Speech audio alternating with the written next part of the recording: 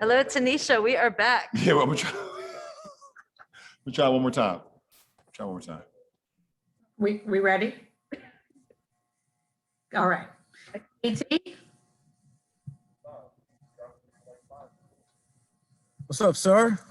B, what's up? It's all good, man. All good. We've been having this conversation about the MVP award. And so my question to you is, what does the MVP award mean to you? And how do you try to process the idea that you are still a candidate, you haven't won it in a while, and what is the MVP to LeBron James?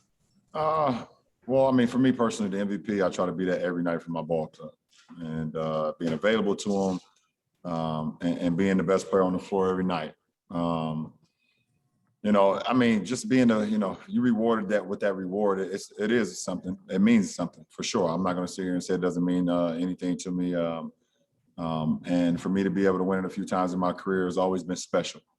And being in the running or hearing my name with some of the best basketball players in the league this year again, it would mean a lot. At my age, what I'm able to do, what I've been doing this whole season, what I bring to the table every single night on both sides of the floor, it would mean an unbelievable thing for me personally at this point in my career.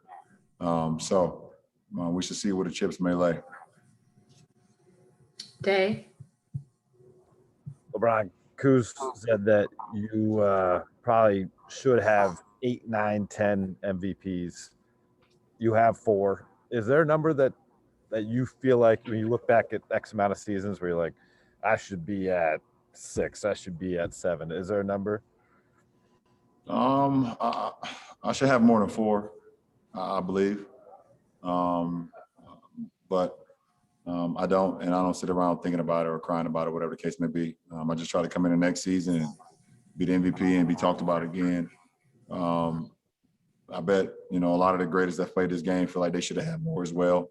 If you ask any one of those guys, so this is another opportunity, for me, to be able to be recognized as the best player, for that particular season, and in this season. So hopefully I can continue just to play great basketball and see what happens at the end.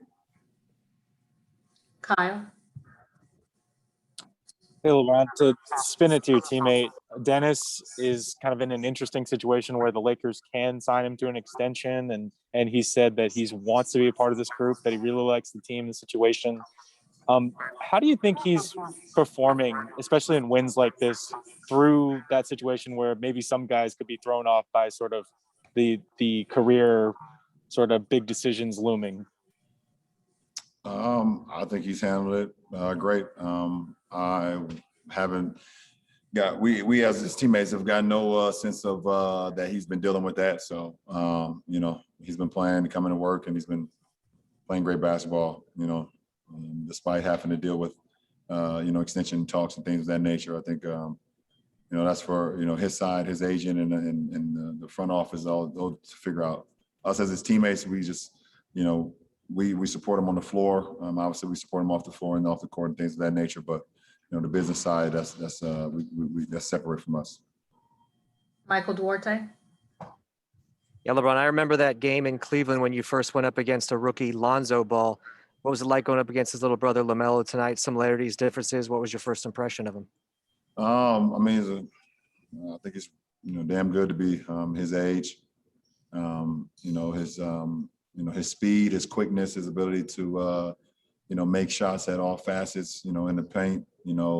Floaters, threes. He has a 3-tier already, and he's going to only get better. Every game is a learning experience for him. He's going to get better and better. As the season goes on, as his career goes on, and so on and so on. So, he's him and Zoe are two, just very unique players in our league, and they showcase that every night. Okay, we'll take 2 more. Harrison? Hey, LeBron, Alex was just telling us that you guys aren't worried about your seed. You're worrying about winning a championship, but you're only 1.5 games back of the 1 seed now. I was just wondering, you've won 4 in a row. Is chasing that something that matters to you guys at all, or do you not really care about where you end up at the end of the season heading into the playoffs? We haven't really talked about it. If it gets to a point where we can capture it, I mean, why not? But we haven't talked about it at all. We haven't talked about seeding all year. We just talk about, playing championship basketball, through wins, through losses, whatever the case may be. That's what we talk about. And, we want to continue to get better, and we've gotten better since the break. And but the most important for our ball club is two things: it's playing championship basketball every night and being healthy. We healthy and we full. We compete versus anybody in the world. So that's what's important for us. And last question, Nick Hamilton. LeBron, with you, you've always been a historian as far as knowing whatever sport that you've been a part of and being a baseball owner. With Major League Baseball incorporating the Negro League records and an important time in baseball that the Negro Leagues were, what does that mean to you, and how important is that to you as well as us in the baseball community? I think it's overdue, well-deserved, and kudos to the MLB on bringing those seasons, those players, those stats into the full landscape of MLB. Obviously, the Negro League was huge and produced so many great players, produced so many great moments in baseball history, and it deserves to be a part of the MLB. That's just it's unbelievable. I think it's a great thing what the committee did with the MLB on acknowledging that, on understanding how important that moment was, and knowing how great that will look for the future of the sport. So kudos to that. Thanks so much, LJ. Appreciate it. LeBron.